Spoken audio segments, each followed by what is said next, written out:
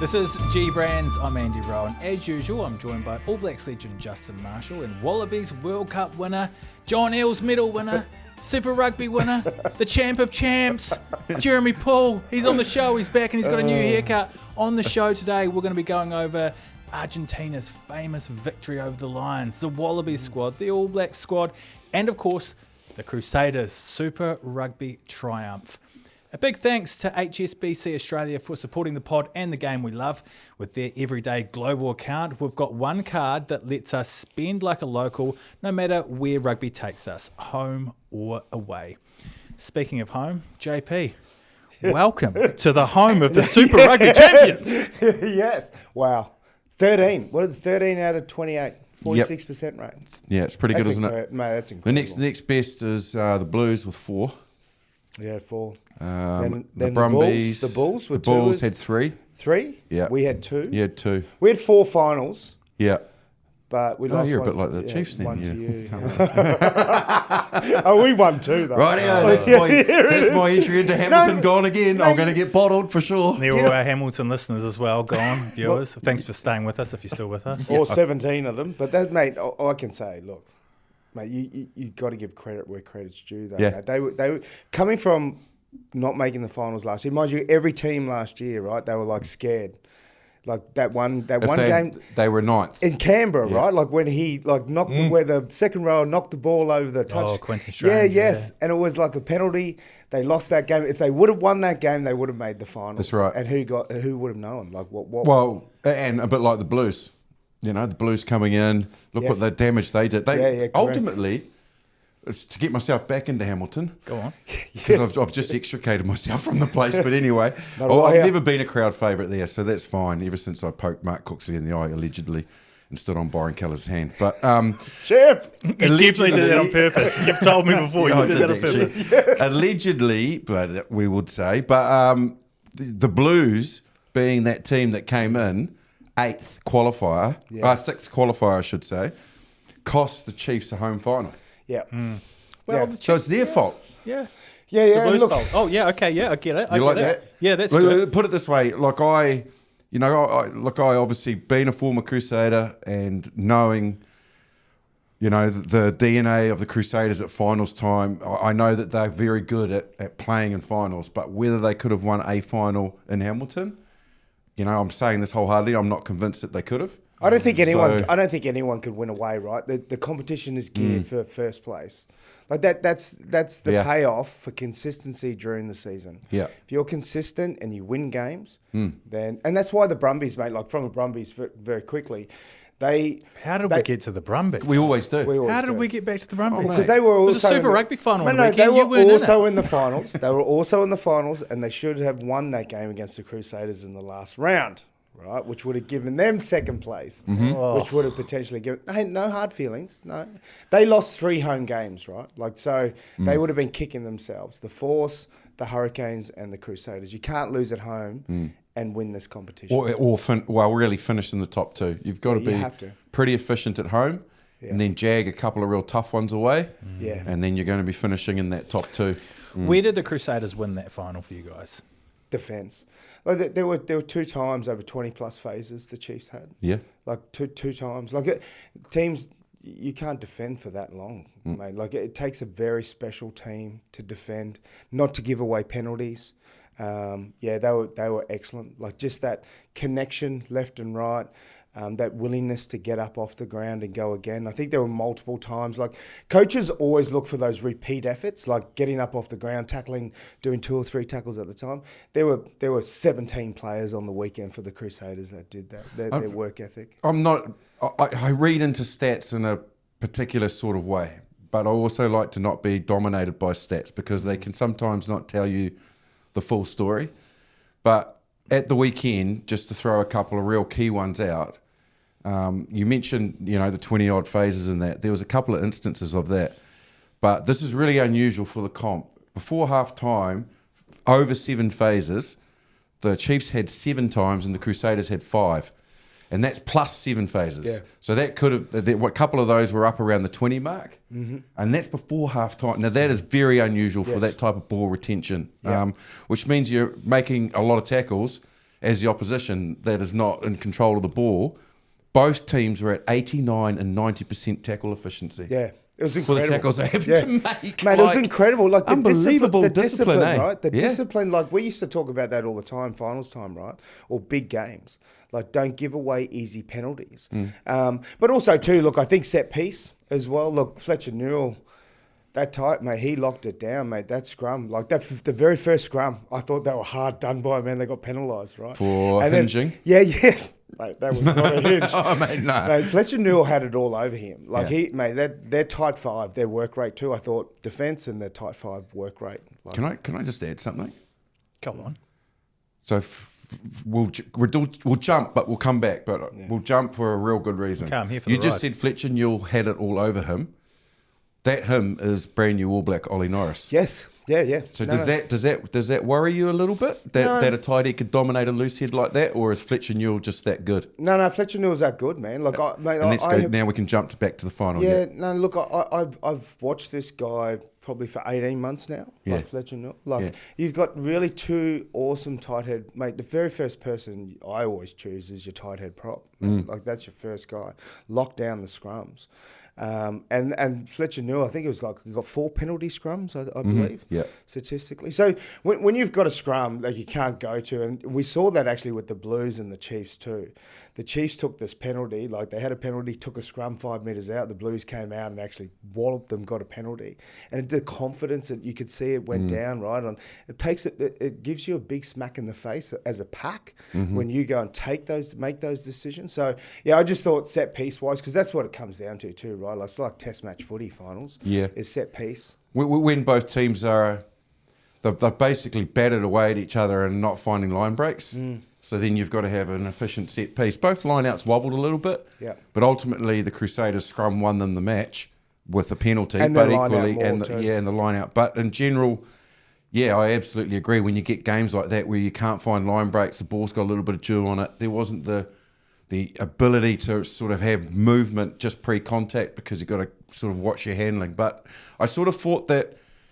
And this might be a leadership thing, but it'll also be a recognition, because the Crusaders have got so many guys that have played in finals before. The game was on a knife edge. There was 1 point in it. It was bouncing to and from. People would have their moments. Someone would steal their ball. There'd be a turnover. You thought you were in the game, then you weren't. You had territory, and then all of a sudden the other team grabbed it back. Around about the 60th minute mark, the Crusaders changed their way that they were attacking. They just went super narrow. They went one-off runners, pass. Inside the 15-metre channel as well. And like they just went backwards and one forwards. pass, support player on, pick and drive, that type of game.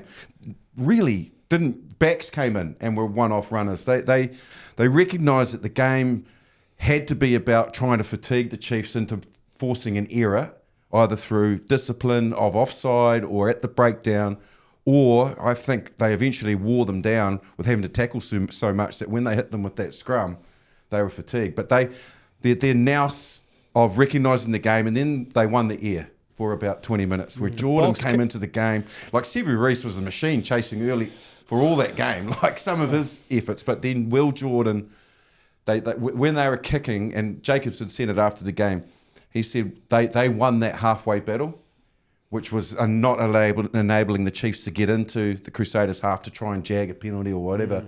Because the kicking, even if it wasn't that accurate, man, Will Jordan was there, or Havili was there chasing his own kicks, and so they just won. And if you look at that, you think that's boring, but that's the way. But the game was physical and it was hard to breach, and so they just changed slightly and pivoted, and I think that's where they used their smarts to win that game. Well, that's what you do, right? You narrow your attack up, right? So, because if you can't go around them, right, you've got to go through them. So, and also too, right, when you're doing those multiple phases, and you're actually almost looking for points, like you're looking for the 3 points, right, or you're looking for the penalty to get a piggyback, get some territory. So you're just constantly recycling the ball. But to see the discipline, even from both sides, it was a credit.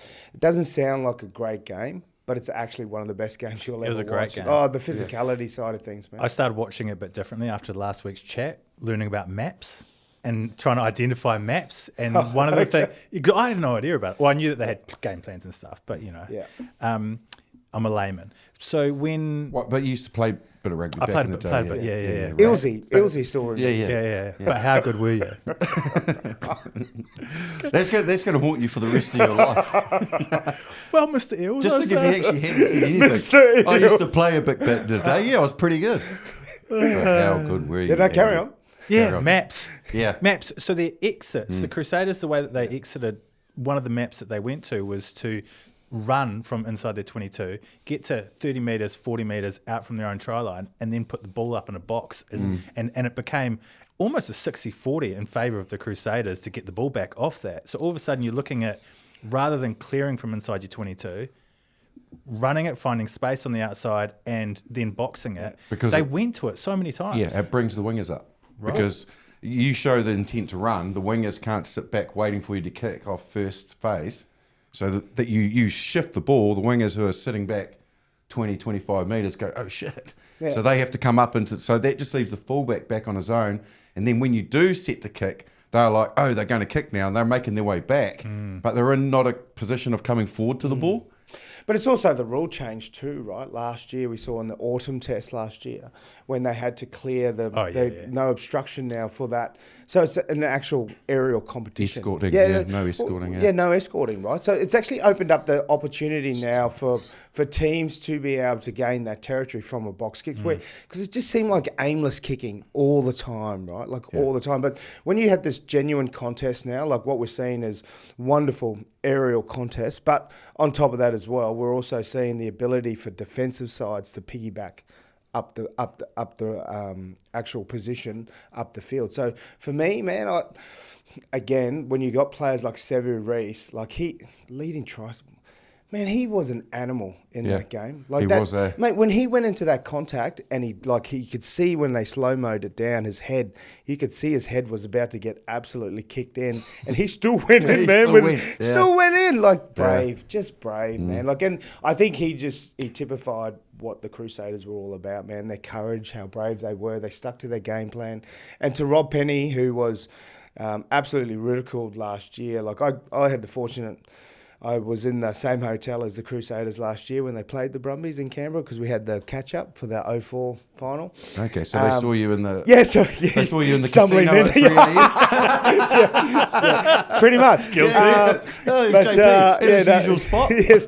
Stumbling in for breakfast, reeking. I got to sit down with Rob Penny and have a little bit of bite to eat and have a bit of a chat, and just loved such a superhuman. He's an awesome bloke. Isn't he a lovely guy? And just credit to him, man, for sticking with it. Like, he copped a barrage, right? Like, the only time I've ever seen the Crusaders like that was back in 2003.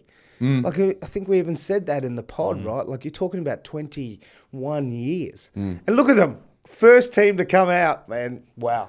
What an organisation. Well, you're right about Rob Penny, and sorry, but I need to kind of reinforce this, because being in the media is not easy sometimes. And I got asked that question from various angles, whether it was radio, whether it was TV, whether it was print media, because when you're in that limelight, then you're going to get asked. And I got asked it repeatedly after their campaign last year: should Rob Penny retain his job? He doesn't deserve it. What the Crusaders going to do? All those questions that kept getting fired at me.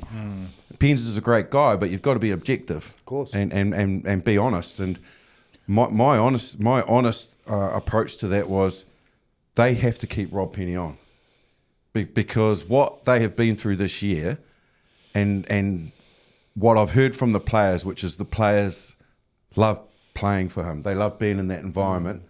They've had some adversity. They've had some problems, which a lot of success means that adversity isn't counted for. It's like, doesn't matter if you lose losing Richie Mwanga. Yeah, losing Richie Mwanga, losing Will Jordan at the start of the season. Cody Taylor can't play. Scott Barrett got injured. It's like, shit, these are some pretty good players that you're without.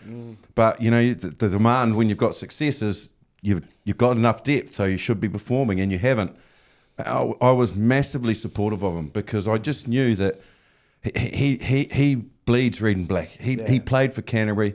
He knows what it's like in this region, and you knew that he had a determination about him to turn it around. Yeah. And then the role that he took on was a difficult one. Yeah. And what about the brave call of our good mate, Rabs, James O'Connor? Yeah. Like, signing an Australian 10. Yeah. Like, the To most... be fair, they got him pretty cheap. Oh, yeah. There's no way Mate, they for got a him pie cheap, and a can of Coke after a game, man. He has literally driven in here in a different car every time he's come to the podcast. This It bloke. cost him money to play here. That's what he was paid. The Crusaders. Mate, to the play. Crusaders are on the bones of their ass now. Like, gee, Oh, whiz. yeah, sure. Hey, Jock has literally broken the bank. That's why they couldn't re-sign him. They're doing the financials. They're like, loved you. You've been unbelievable. Yes. Your contribution on and off the field. The media's loved you. You've Incredible. crusade on Incredible. big time. But we can't afford your Jock. You're too expensive, my mate. Or we got to make room for Richard Mwanga. You heard it here first. Like, Richard Mwanga coming back? No? After next Super Rugby season. Just on Jock, while we're speaking on the Wallabies, I mean, I was sad. I thought he'd make the squad. He didn't. He got the call from Joe Smith to say he didn't make it. So obviously he's in their picture. Yeah, they are talking about him. What was your first sort of thoughts on Jock? And then also, we'll talk about the squad as well. Look, and I'm not being biased here because obviously created a wonderful relationship with Rabs. And it's been really cool going on his journey with him. Like, because when we first discussed this last year, it was like, oh, how funny, how amazing would it be if he made the Wallabies? Like, and we were like, nah, there's no chance. Like, I didn't say that. JP said it. You said that as well? You too. but we were like, Bloody hell. oh, nobody lives in what a story. Like, wonder if he'll get any game time. So it was all out there. But the way he's handled himself, but when you look at the Wallaby squad, there's 16 backs, right? 16 backs. 6 of them are halfbacks and 10s. So you got 3 and 3. So there's only 10 other players. There's only one other inside centre. Oh, Len Iquitel, they're probably going to play him because they need to put, Saily and Tom Wright and Len Iquitel on the field at once. Len Iquitel probably has to play 12. So, I thought James O'Connor's versatility of 12 and having played fullback as well, really would be best suited for that 6-2 split. Like, because I still think Joe Smith has a headache with Tizano and Fraser McWright, as well as like the good players that have put their hands up for the second row spot, as well as the back row spot as well, right? Like Tom Hooper, wow.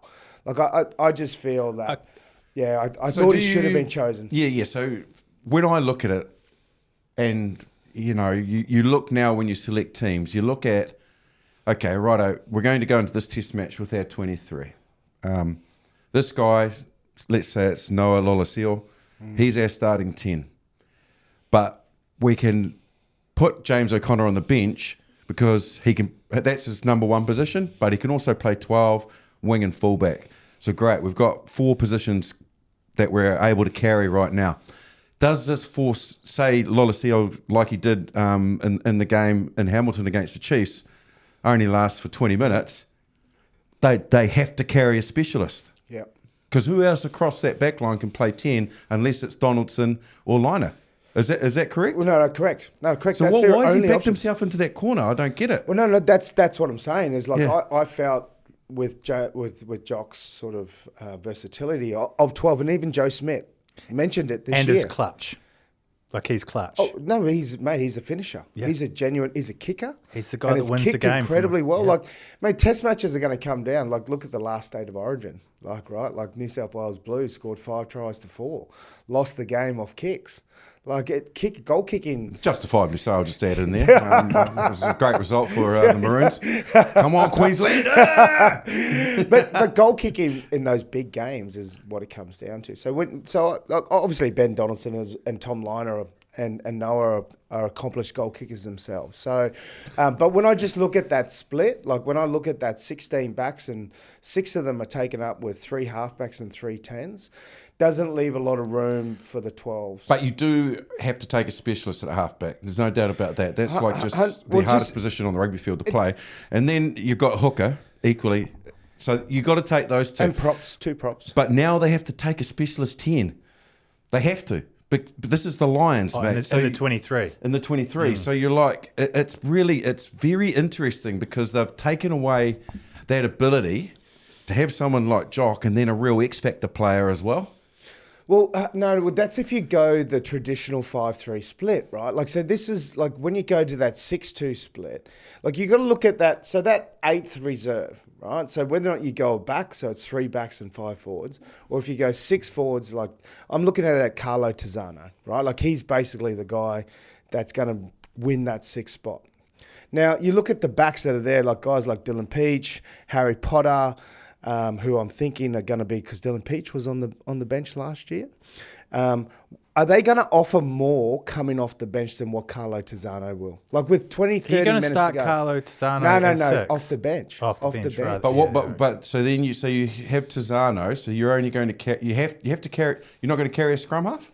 No, you're going to carry a 9. I want to start Tate McDermott, and I'd have Nick White or Jake Gordon. So let's look at it hypothetically. So if you went 6-2, you would have to carry, say, 1-9. Yep. 100%. And then you have to carry Donaldson. You have to go Donaldson. And so what you're saying, I get where you're going. Don't worry, I'm not arguing. I'm just trying to work it out. Yeah. Is that carrying Donaldson means he comes in, he covers 10, and you're saying the other guys can all move around positions that are on the field now. You got to pray that 12 doesn't get injured. That's what I'm saying. Is like with Jock. Like if you had James O'Connor on the bench and that 12, like if something happened, like even at 13, because if you play Suaalii at 13, even if something happened then, Lenikitau could shift out to 13. Like so, you kind of got 13, 14, 11, and 15 covered, right? And obviously 10. Sure. But 12's that's your kryptonite right there. So, but I also look at the reserves that we've got, and I just think Tizzano is going to offer you so much more off the bench with 30 minutes to go than any back in Australia. Like I feel that he can change a game. So apart from Jock, obviously, because he's Jock, Rabs. Yeah. Anyway, we love you, Rabs. We love you, Rabs. Were you happy with the squad? You're always gonna question a couple. Like I thought Ryan Lonergan was. Me too, man. Yeah, I thought that's huge. Wow, mate, kicking off both feet. Like he made his last 6 games for the Brumbies. Wow.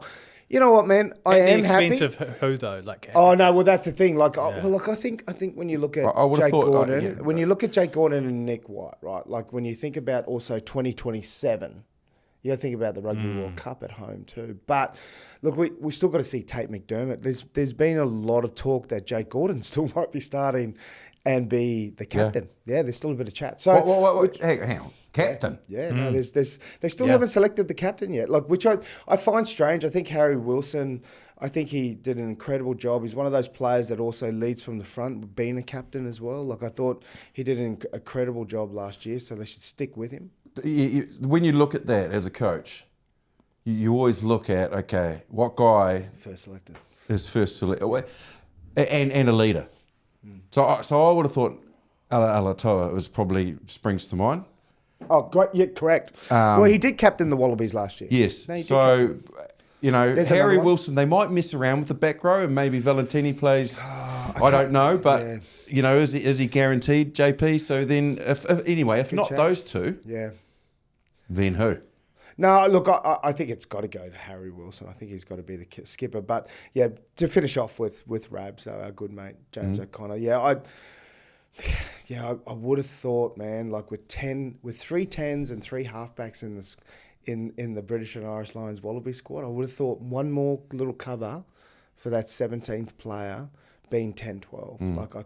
He should have been in the squad. The reason why they haven't chosen him is quite clear, though. So they've got the 3 10s that they've been working on for the last how many seasons, and it's about continuity, and it's about developing guys that they've already put time into, and that's as simple as that. And like when it comes to Rabs, he's played the house down and he's done everything he possibly could to get in. That's absolutely not what I thought you were going to say. No. I thought you were going to say because now he can be on the pod. Well, this is it. G-Brands is more important than you didn't expect any insight from me, Marshall? No, I did.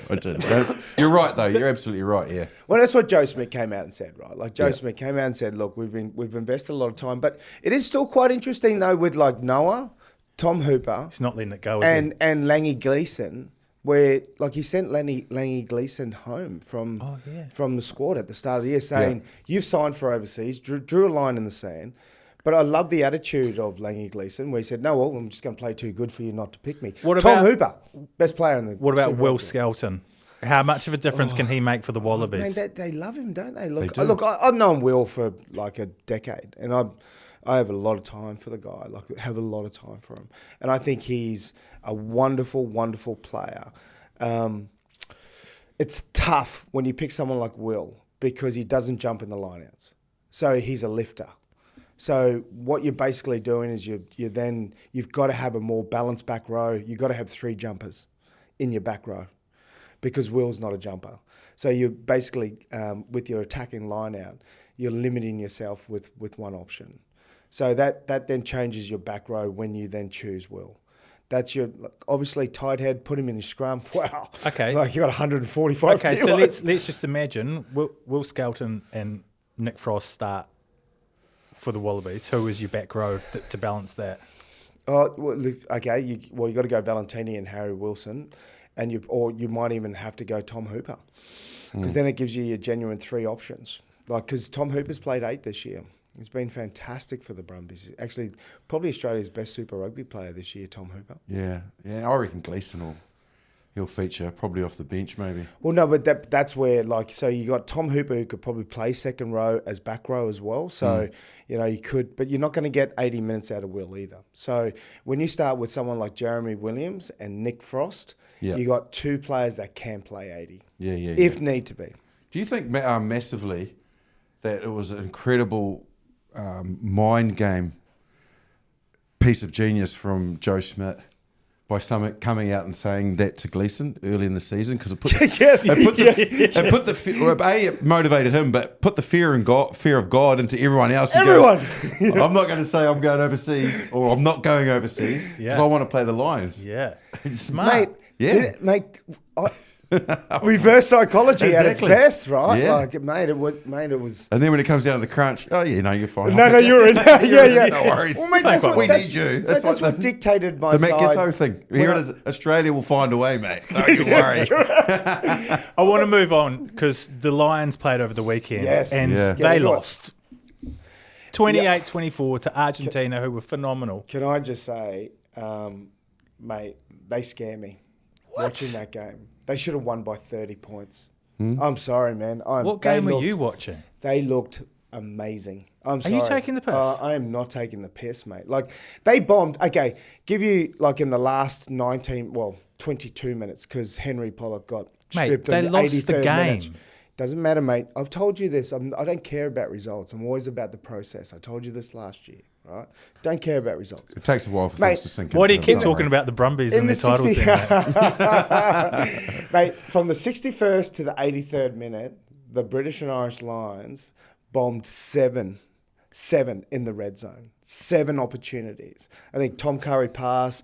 I think that Freeman, he did a chip kick. I think there was another 2 poor passes. The neck roll in the 77th minute, which wasn't really a neck roll, and then obviously Pollock got stripped in the 83rd. So, mate, they had so many opportunities, and in the first half, I think they blew something like 5 or 6 opportunities. If those opportunities come off, like their shape and their organisation of phase is the best I've seen. Actually, their depth. Best you've seen since what? In any side running around. Ever. The best I've seen this year. Oh, this year. In terms of organisation, depth, and every single player having clarity on what they're doing was the best I've seen. Made their running lines. And obviously with Andy Farrell coming from Ireland are renowned for their wonderful running lines, their trick plays, but it's their organisation and their players running those dummy lines. Like I'm telling you, mate, the Lions, if they didn't throw those 50-50 passes, if they had a little bit better connection in the breakdown,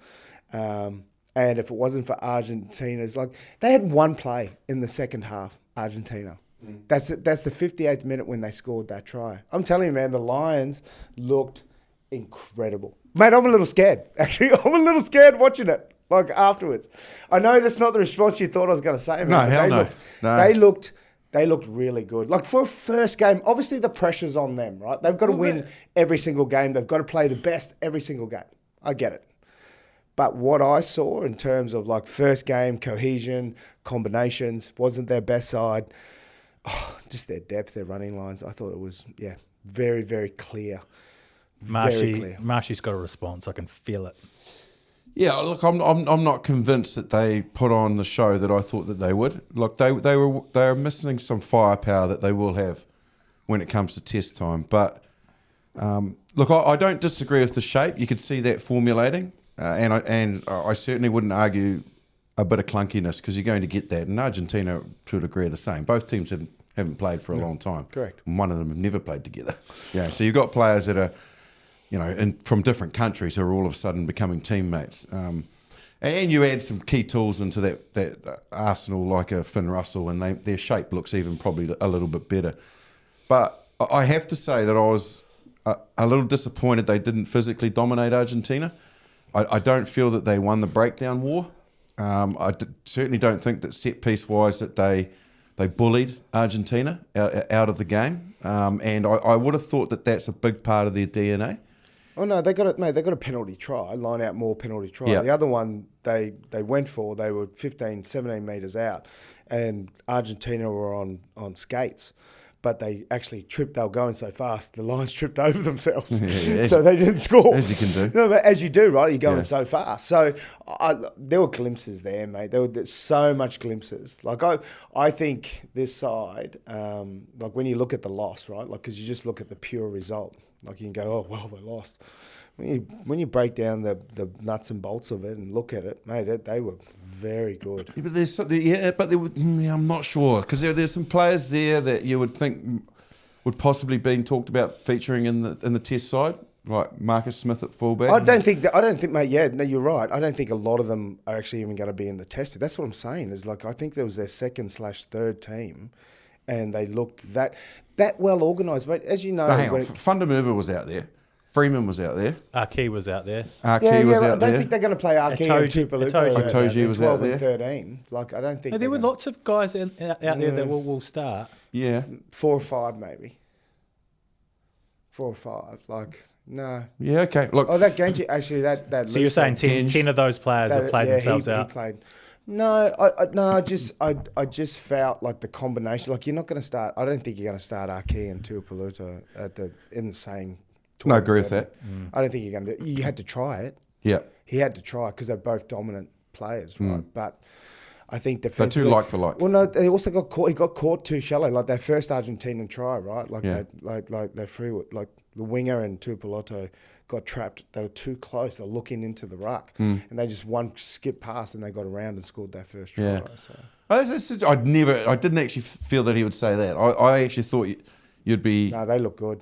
Reasonably encouraged by the fact that, Argentina, who didn't have their strongest side out, they had a strong side, that they could come along and not be out-muscled, not be intimidated, and beat the Lions. That was a full house sellout. Bro, they lost at Aviva Stadium in Dublin, the home of Andy Farrell and Ireland. 80,000 red jerseys. Unbelievable, mate. They camp for a few weeks. They've been camped for a few weeks. It's been set up. And I was just thinking, wow, shit me, if they're ever going to sort of send a message and get the support of all the nations together and do it at home before they enter into foreign territory.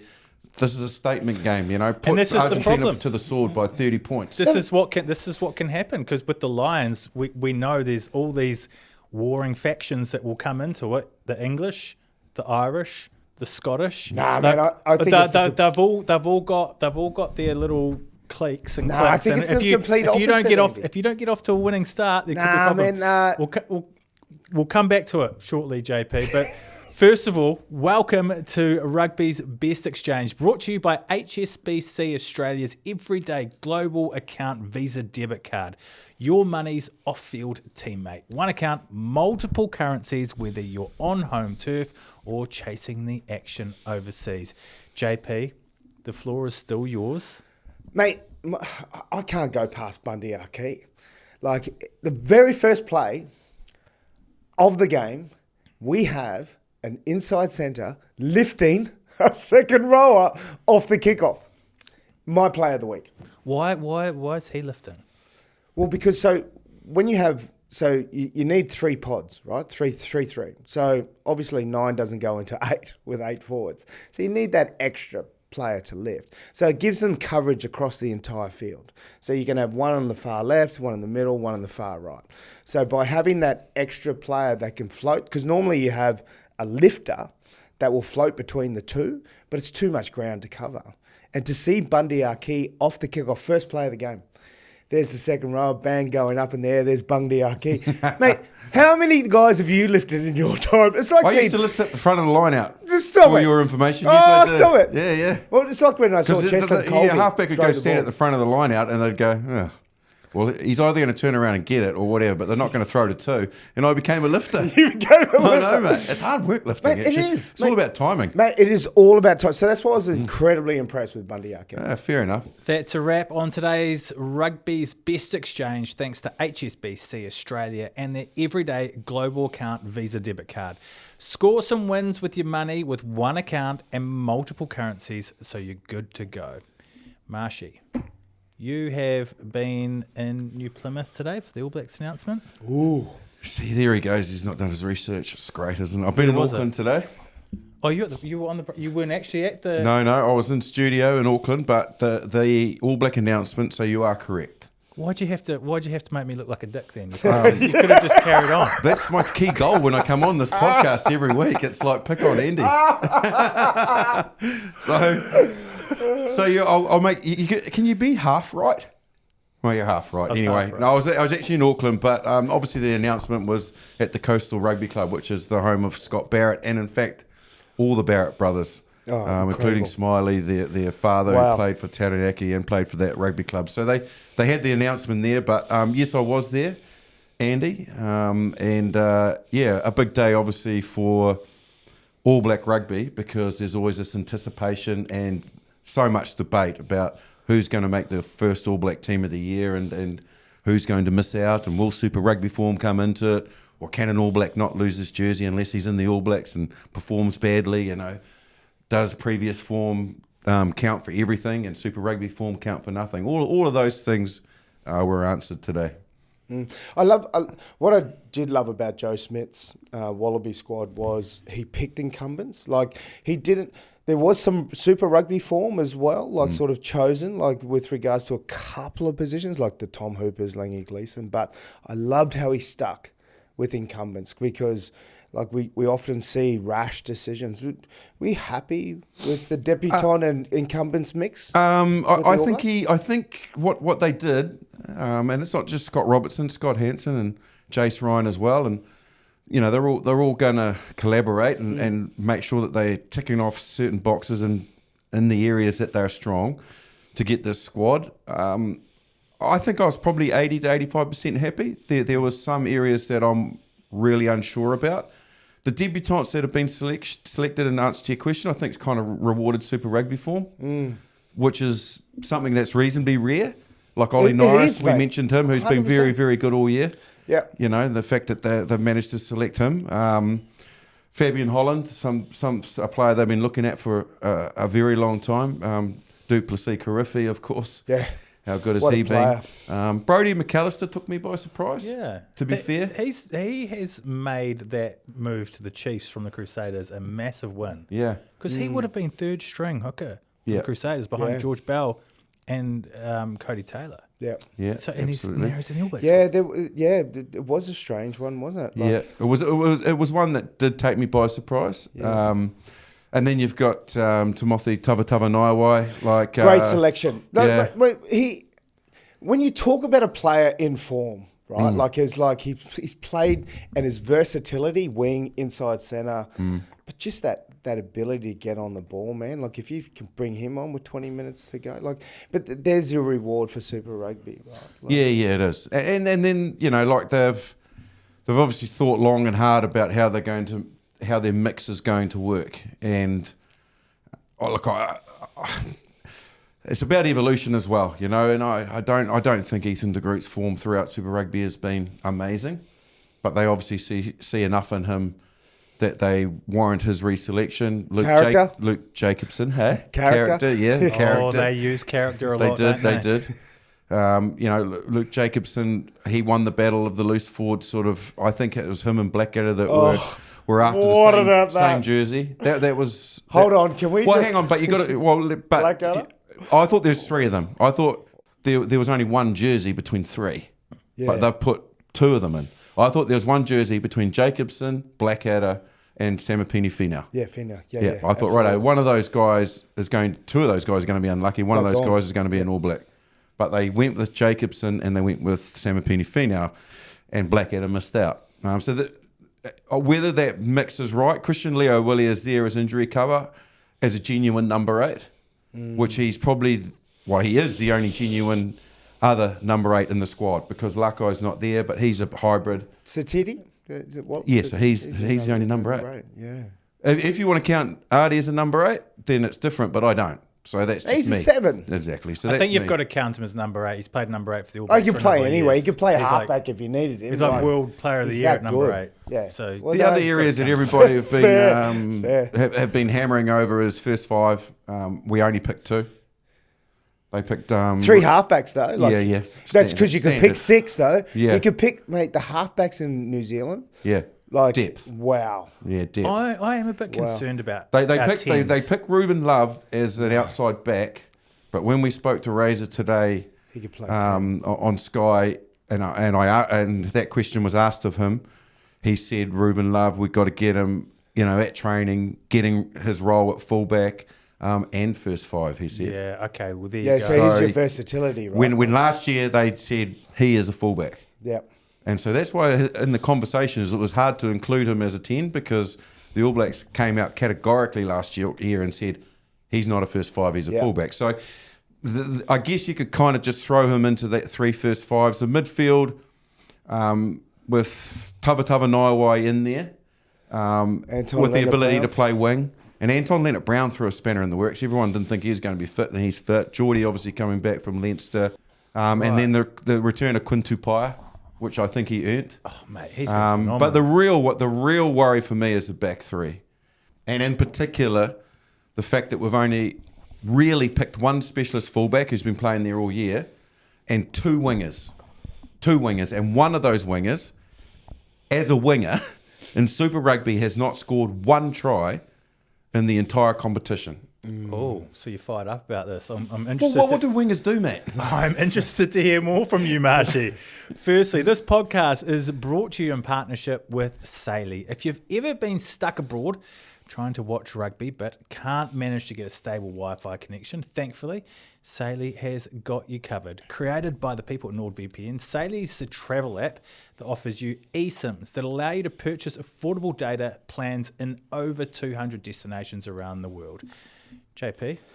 First thing I do when I get off at Christchurch, sick of these roaming passes that cost me millions of dollars. It's rubbish. All those British and Irish Lions fans coming down, 30,000. Yeah. You know, if you Saily, are coming down for the British and Irish Lions, it's a great point. The Saily app. Yeah, it's perfect. Because you're not going to get stung for all the overseas charges. You just literally get onto the app, bang, Up to 10 times cheaper, man. Up to. And you can do it before you leave. And you don't have to worry about getting to the airport and trying to find something. That's going to be more expensive anyway. Then you're in the queue. If you get Saily before you leave the UK, you're on fire and you're sorted. Yeah, we all know the British and Irish Lions supporters love to tell us they're at the game. They will be selfieing up. They'll have their cameras out. And they prefer to spend their money on beers as well. Yeah. So rather than data. They're saving money by getting Saily. Exactly. All you need to do is download the Saily app in the App Store or by scanning the QR code on the screen. Use the code GBRANDS at the checkout to get 15% off your first purchase. And we've also added all the details into the podcast episode description box below. Marshy, tell me about these outside backs that have got your goat. So we've picked Sevu Reece and Caleb Clark. Yeah? Yeah. They are the only 2 wingers in the country that have been selected. Specialised. Hang on. No, that's special. They're the only wingers in the squad. Yeah, the only 2. So Narawa missed out. Many were talking about him, and then Leroy Carter was mentioned. Mark Talia signed overseas. He signed overseas, so they had to pull the trigger at least picking one other winger. That's quite weird for the All Blacks, Yeah, isn't it? yeah. So it's like, well, are these two guys starting? Sevu Reece and Caleb Clark hasn't scored a try in the Rico's entire going Super to the Rugby wing. competition. Rico's going in the wing. Rico, Well, I Billy asked Proctor. Razor about that. Billy Proctor. And he kind of 13. tiptoed around the question. He didn't say no, but he just said, look, we know that we've got options and we've got versatility. And then he said a lot of these guys can play wing and in the midfield and at fullback, including Damien and Bowden. And I was thinking, I didn't want to hear him say that because I just don't. I want those guys to be 10s. They've both played there all year. Damien played a little bit at fullback when he was forced to, but you know that's heading in the wrong direction. But anyway, I digress. I'm talking about the back three. So all of a sudden, look, at the end of the day, you know that Tavatava Naiwa can play wing. So there's one guy that can switch out from the midfield, who is named in the midfield, that can play wing. And the other worry for me, and I said this to him too, is Will Jordan's carrying a knee. Yeah. He got knocked again in the final. He's had head knocks in the last couple of years. There's no other specialist fullback. Stevenson is gone, so he couldn't be selected. Nobody else is consistently being picked across any franchise at fullback. No one.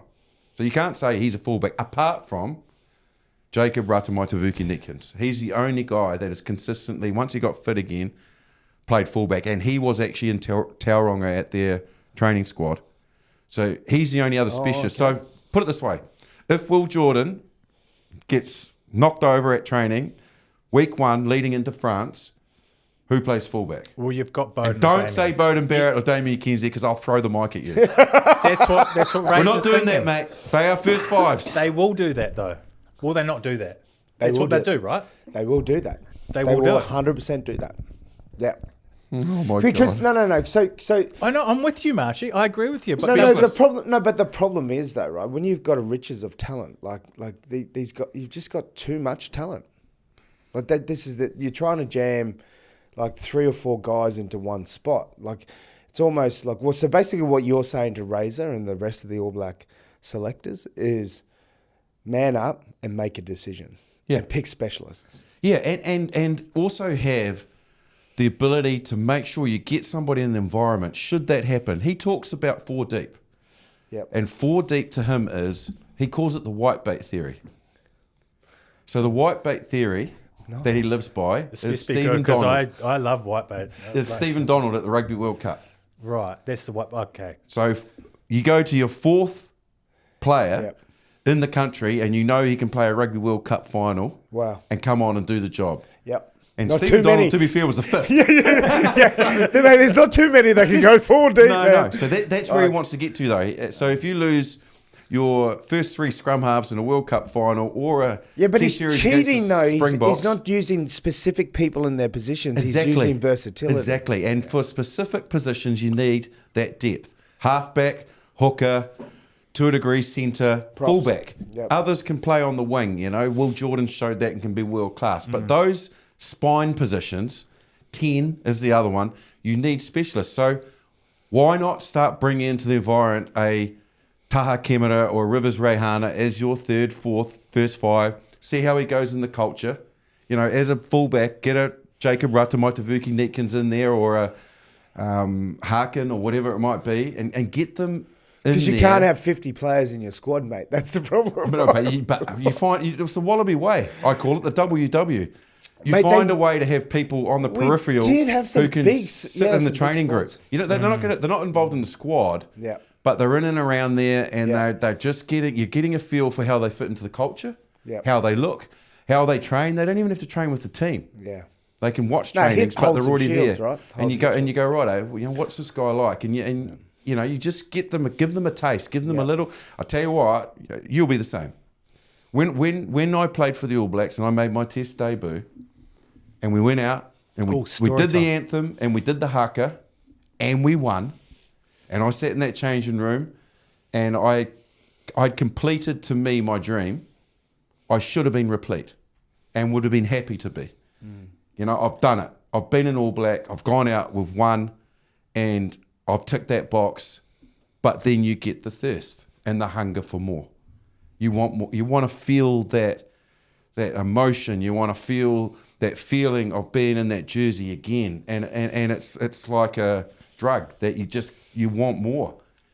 Give those players that are the next that we will need, not maybe in the next World Cup, the one after, get them in there and see what they like and give them a taste of that environment. I can tell you now, you'll motivate them big time. Yeah, it's a balancing act, isn't it? Like, but I'm with you though with this specialised, because we see there was massive talk about Joseph Saily playing fullback From for you. the Waratahs. Mate, you haven't shut up about him. Your man crush. Are Come you on, kidding you know me, you got mate? a man crush on him. 100% I do. The kid is 21 years old and he's a freak already. Wait till he's 24. Mate, when he's 24, my God. Oh, Every the back- world every- is his oyster. When he's Mate, 24, I'm he'll be telling playing you. in the NRL, won't he? Nah, I think he'll stay with rugby personally, because he'll dominate rugby for a decade. But anyway, that's another conversation. Saily, there was massive talk about him going to fullback, playing outside centre to get better at it, but obviously the Waratahs coach in Dan McCullough saw him as a better fullback and for the team as well. So then you have those situations with Super Rugby, right? Like where we saw Damien McKenzie a couple of times this year play 15. How is that benefiting him as a 10? It's not. Correct, right? Like correct. So But does is there it- have to be more collaboration there though? Between Yeah.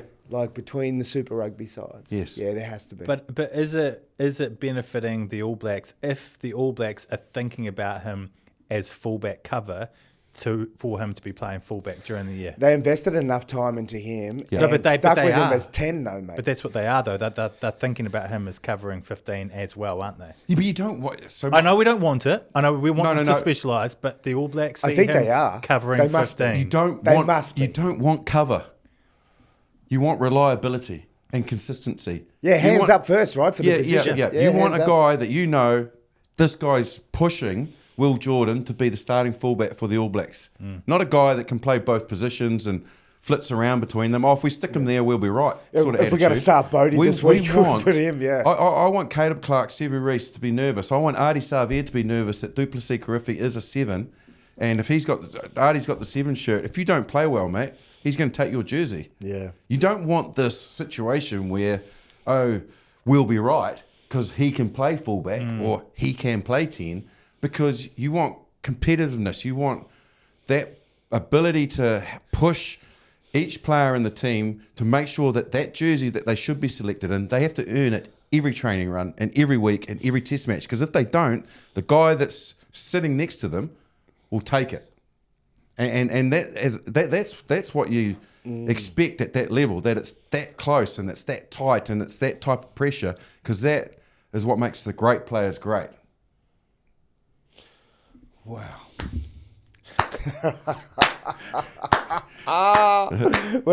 So now that we've done the back three, can we just go back to this back row chat just very quickly? Yeah. Oh, I want to talk about the midfield as well. Artie Severe 7, because he's got to go back to 7, man. Because what he did this year with Moana Pacifica, wow.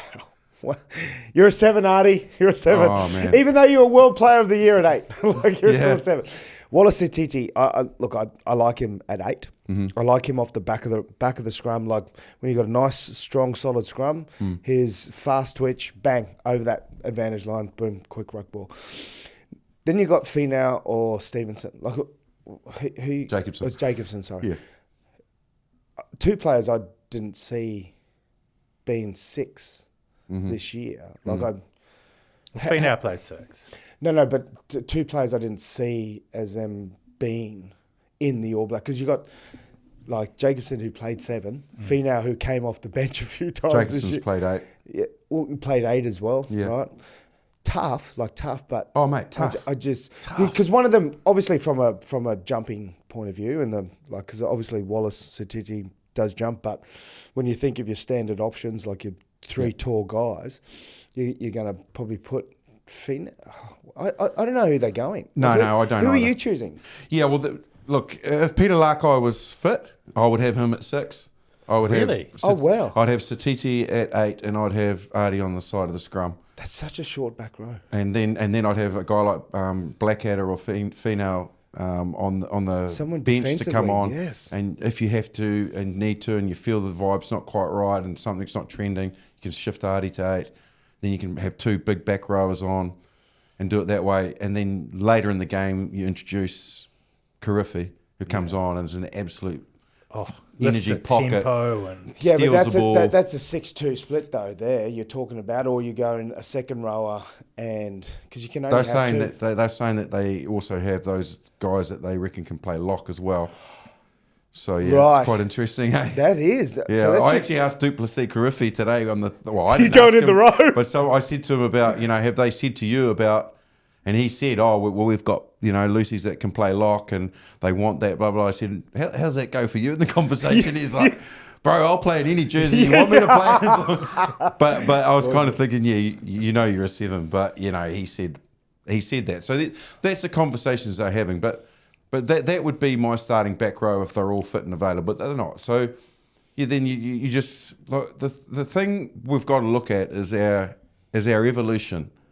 And when you look at the Springbok pack, and you look across and you see a number 7 that's Peter Steph Toy, you go, fuck me. Like, this guy is 6'4", 108, 118 kgs, open side flanker. But I know they have that funny thing, open side, blind side over there. That's physicality, that's fitness, he's robust, he gets around the field. We've got to match that. Oh, everyone does. Yeah, absolutely. Yeah. So we can't be light and we can't be lacking physicality. And equally, he's a ball player, and we've got to have ball players. And I just wonder whether or not that was slightly against Ethan Blackadder and Jacobson aren't ball players. And Jacobson, look, he had a nice little offload in the final. Oh my days! Yes, but there was still. an offload under pressure where he would have seen the try line. Now, when you see the try line, because I used to play a bit, your adrenaline, it rises, right? You want to go for it, and he's had the calmness and presence of mind to flick that on. But when you think of Luke Jacobson, if I said to you, so you're watching from the exterior, obviously we see a lot more of it here in New Zealand. I said, Luke Jacobson, mate, what's his best jersey as a Lucy? Oh, I would have said 7. Look, his toughness, he's just a pest too. Like, he's a really bona fide pest. So they don't see that though, because they've got Karifi and Artie. So that would mean that they're not seeing Artie as a 7. Good thinking. So it's like I just try to think about how they work as a trio. Like I slapped my. It's all about I balance. slapped my hand down today, and I'll do it with a bottle. And I said to the guys, Jerome Kino, Richie McCaw, Kieran Reid. Yeah. Week in, week out. Wow. All of them had their roles. Can you not give me nightmares, mate? But why do we have to mess around with know. guys that can play 6, 7, and 8? Stop. It's the same as that back 3. Just who's the best blind side and open side that work together because they have different roles, and then the number 8 who's a specialist who, like you said, explosive off the back of the scrum. Your Zinzan Brook, your Michael Jones, combination, whatever it might be. Trios, from the Wallabies, like you had. Our balance now, mate. Rob Valentini, I think Harry Wilson and Fraser McRide. I think that balance is amazing. That's a really good good balance back row. Like, because you've got two guys that work incredibly hard, ball runners, in terms of Harry Wilson and Rob Valentini. Love the physicality, right? They love that contest. Then you got someone like Fraser McRide, who's an unbelievable support player, and is that linkage between forwards and backs, and can ball play. As well as, has anyone seen Harry Wilson's little grubber kicks of late? Like, did we not see? Like, he's done it twice this year with Fraser McRide. So I think their combination too, playing Super Rugby, like, that's the other thing. Like, when we look at both Finau and Jacobson are both Chiefs players. Obviously, Wallace Atiti is a Chiefs player as well. Maybe they might have a bit of a combo. But that's the word. That's why they looked at it. That's the word. I'm looking at combinations. Back 3s are the same, and loose forward trios are vitally important. Like, look at I was trying to get to, like, the Wallabies back, Tautai Kefu, George Smith, or even Phil Waugh, and Owen Finnegan. Boom. They all had their roles. Matt Cobain. Lawrence Delelio, Neil Back, and Richard Hill. They just all worked together, and they knew each other. We are constantly trying to put players into different shirts because they can play there. But the people go, oh well, if he's on the side of the scrum, it's the same role. It's not. No, it's not. Is it? It's not. No, it's not. I think it's quite alarming for New Zealand rugby for us to be having a conversation that we're short on outside backs. I agree. And I think probably the other side of it is, that it was a tough year last year. And it wasn't a successful year by All Black standards. Because of that, we want to see this team go to a level that puts them above the top 3 or 4 in the world. So when we break down a team, this criticism is not of individuals. I don't think any individual in that team hasn't earned their spot. So don't get me wrong. It's not. I rate Luke Jacobson as a player. Oh, fabulous. Like see how tough he was in the final. Yeah, My God, he got knocked out. All of them. Wow. Caleb Clark is a great winger, but he's slightly out of sorts at the moment. It's more about how we look consistently week to week and how we actually get ourselves to playing the type of rugby that gets us to number 1 in the world again. And that's not about individuals. It's about the functionability of a team and how the team go out and know each other's DNA, know the game plan, know the structure, know the maps, and go out and they execute. And they execute to near on perfection, because that's what you have to do nowadays with the closeness of the top 5 teams in the world. You have to be real good, not just be good and get away with winning. Argentina just beat the British and Irish Lions. Exactly. Like so, 15. and that's why we debate, because I don't look at the individuals. I look at, okay, how are we going to play, and the individuals that you've picked, who are all playing well, how do they fit into it, and does that work? Does that work as a trio? Does that work as a combo? And are we picking specialists where we need them in the spine? All of those sorts of things come into it, because we've got some challenges this year. The French won't roll over. No way they will. We've got South Africa back, the world champions back to back. Then we've got a Grand Slam. And throw Argentina into the mix. 2 tests in Argentina away. Who just beat the Lions? So, nice. And then... they beat South Africa last year. And then we're fine, because we'll bank a couple against Australia. So... Man, I tell you what, we win this British and Irish Lions series. The Bledisloe's coming home. Bledisloe's coming home. Mate, we know after what you said earlier in the show that when you talk about winning the British and Irish Lions series, it's pure hope, because you're freaking out about the Lions. No. Anyway, sorry, go to you. I'm not freaking out. I just said, mate, they're a lot better than what people think. Like, that result doesn't indicate how good they are. Like, they were...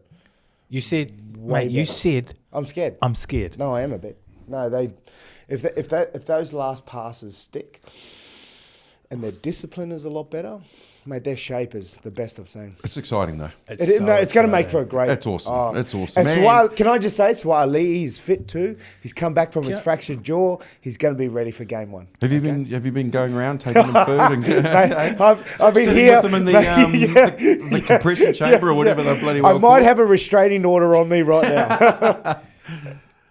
But does Australia have the type 5 to match with the Lions? There it is. Do you guys secretly talk about that before I got here? Look, I just know he gets wound up about it. You got to put your and again going back to Super Rugby form, right? Like Alan Alatoa, last year Suncorp, remember Springboks dished up and 5 out of 6 scrum penalties. What we're seeing, his turnaround this year, scrummaging in the final series, he'll start. He'll start as our 3, and hopefully Big Tongan Thor, man. We loved him on the pod, didn't we? We did. What a legend. I hope he uses his own personal stories, in his own personal journey, to get through this little slump he's going through, man. Because if he believes this is the hardest thing he's ever gone through in his life, my God, it's not. Going to New Zealand and not knowing any English at 14 years of age seems a lot tougher than getting a bit of form in playing rugby. You're referring to the episode that we had with Tanada Tupu earlier in the season, and if you were listening to this and you haven't listened to it, that he was unbelievable. Mate, that bungee jumping, with his 10 kilo shoes each. Don't spoil the story. Don't spoil the story. But what a beautiful young kid, and I feel though that players have stepped up, and I think that's the big thing for the All Blacks though this year, right? In terms of finishing off the All Black squad, those incumbents taking a step forward from where they were last year. And I feel like us as from a Wallabies point of view, and Joe Smith's selection in the squad shows to me that they have taken another step. And that was rewarded. And I feel also too, from a player's point of view, I don't know what you were like, Marshy, but personally for me, I know the culture and also your relationship with coaches. If they stay true to their selection policy and they back you, particularly when you're not playing as well, that reward you as a player and that feeling you have towards that coach and towards that team, like you will walk over broken glass for that team, right? Like, Absolutely. so I feel what Joe Smith has done by the selection that he's done, and maybe would we say this similar with Robbo and the All Blacks? Like, I like it's a good way to finish this conversation, and for me to reinforce that I'm not unhappy with the team That's a good squad. Razors picked. It's a good squad. And all the players that are in that squad that have been named have earned it. And as a former All Black, it's my duty, I feel, to make sure that I say what I feel because I want this team to be successful. And there's a few areas where I feel they need to be courageous and brave to formulate some consistency and then to change the way that we've been trending to get to that level that we need to be at to be the best in the world again. And they just need to be, smart enough and brave enough to do that. And it doesn't mean they need to go outside of what they've picked, but a lot of it has to do with being more consistent and making sure that they've got the right players in the right jerseys, and we will get there. I have trust and I have faith in that. And we're very lucky as a nation. We have a really tough job in having to pick our All Blacks because we've got some depth, and Yes, you do. I can't argue any of them didn't deserve it for sure. Just quickly before we wrap this up and finish off, I want these answers to be short and succinct, boys. Impossible with us two, No, but anyway, we'll I've got try. ya. What's the most exciting thing about the All Blacks squad, the Wallabies squad? JP, Marshy, take your team. Most exciting thing about the Wallaby squad is it's the same selection, like literally the same as last year. That's the most exciting part. The most exciting part for me is the messaging that came out of the All Blacks coaching group today, that they want to play fast and they want to use the ball and get everybody involved, because I feel that that's where we need to go, because that's our strengths, always has been of New Zealand rugby. The most exciting thing for me is Tava Tavanawa. I hope they unleash him, man, because if he gets unleashed on the world, my God, he could cause some damage. It cracked me up when they interviewed him today. They said, "So where were you when you heard that you had been in the All Blacks?" And he was like, "Oh, I was in the garden just doing some gardening." He gave a play-by-play of his whole day. Exactly. And then he said, "Oh yeah, I told the missus," and I was just like, man, and then told us where the missus was, but oh no, she was at work, and I've told her, I don't come home from work. He's just so naturally honest, It's just so good, because you can see that he's just like, it's a dream for him.